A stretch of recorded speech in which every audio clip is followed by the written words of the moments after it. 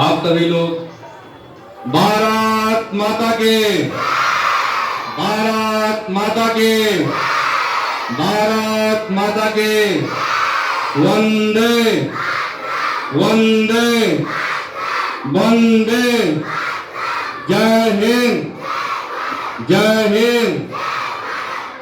आज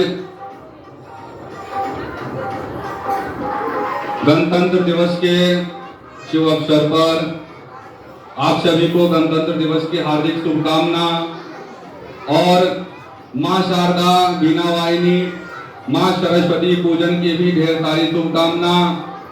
आज इस मंच पे उपस्थित हम सबों के गुरुजी राम बाबू सर, यहाँ उपस्थित शिक्षक एवं शिक्षिकाएं, छात्र और छात्राएं, आज हम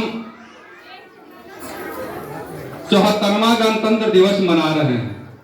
देश की आजादी का 75 साल पूरे होने के बाद हमारा 74वां गणतंत्र दिवस है। हम सभी जानते हैं कि 26 जनवरी 1950 को हमारा देश का संविधान लागू हुआ था। बाबा साहब भीमराव अम्बेडकर जी के द्वारा संविधान का प्रारूप संविधान सभा के पटल पे रखा गया था। जिस संविधान को लिखने में हमारे देश की आजादी के बाद जब प्रारूप तैयार हुआ था, निर्णय हुई जो हमारी एक संविधान होना चाहिए, हमारा एक अपना नियम होना चाहिए, हमारी नियमावली होनी चाहिए। तो प्रारूप कमेटी के उस समय के अस्थायी अध्यक्ष सच्चिदानंद सिंह के नेतृत्व में संविधान का प्रारूप तैयार हुआ, जो 2 वर्ष 11 महीने और 18 दिन में बनकर के तैयार हुआ था। संविधान बनकर के तैयार हुआ, जो 26 नवंबर 1949 को संविधान बनकर के तैयार हुआ और 26 जनवरी 1950 को संविधान लागू किया गया। न जाने हमारे देश में अनगिनत नौजवान, अनगिनत सभी जाति, सभी धर्म, सभी संप्रदाय के लोग इस संविधान को लागू करने के लिए न जाने 100 वर्षों से किस तरह, किस हद से गुजरे थे।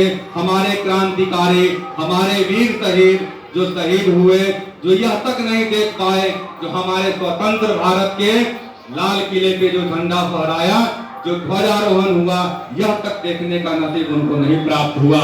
लेकिन हमारे लिए खुशनसीब थे वो, जो उन्होंने अपने प्राण न्यौछावर कर आजादी की यह हमें अमृत महोत्सव मनाने का शुभ अवसर दिया। आजादी के इस 74वें गणतंत्र दिवस पर ज्यादा कुछ कहने की जरूरत नहीं।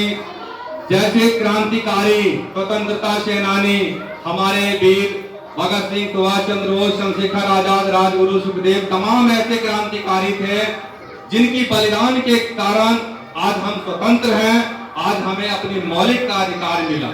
संविधान में साथियों ऐसे कई धाराएं हैं जो हमें अधिकार देती है।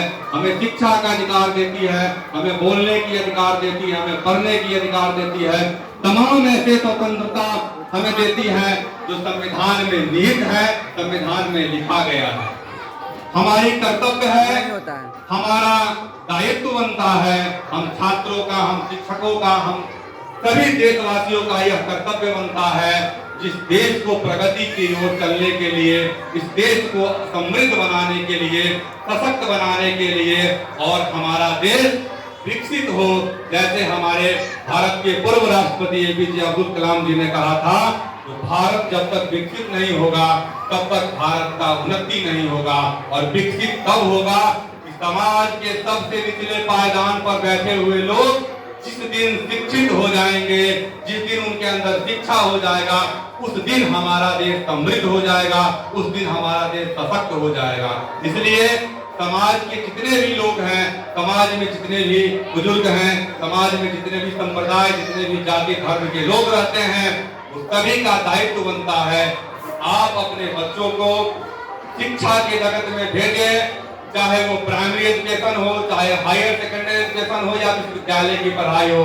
बगैर एजुकेशन, बगैर शिक्षा की हमारे संविधान, बगैर शिक्षा की हमारा देश हमारे लिए उसी तरह है जिस तरह हम गुलामी में जीते थे, जब तक हम पढ़ेंगे नहीं, जब तक हम जानेंगे नहीं तो हमारा देश क्या है, हमारा संविधान क्या है, हमारा लोकतंत्र क्या है, इस लोकतंत्र में हमारी भूमिका क्या होनी चाहिए, क्योंकि यह लोकतंत्र में हमारी शासक कैसा हो, हमारे ऊपर शासन करने वाले हमारा सरकार कैसा हो, वो हम पर निर्भर करता है। जब तक हम पढ़ेंगे नहीं तब तक हम बढ़ेंगे नहीं, इसलिए एजुकेशन सबसे पहले जरूरी है।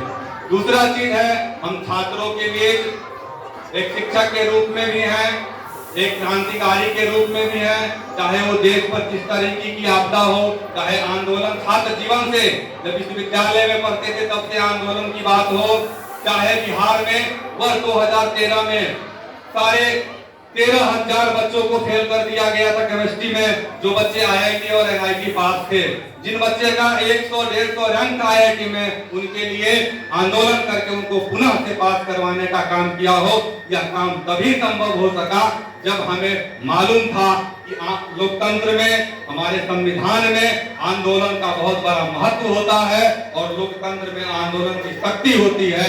जिस आंदोलन से राष्ट्रपिता महात्मा गांधी, न जाने लाला लाजपत राय, सभी लोग आंदोलन करके देश की आजादी दिलाए। इसलिए एजुकेशन सबसे जरूरी होता है और हमें अपने शिक्षा के साथ साथ नैतिक गुणों का भी आधार, नैतिक गुण की शिक्षा भी लेनी चाहिए। हमारी समाज में हमारे सभ्यता, हमारी संस्कृति पर भी हमें विचार करना चाहिए।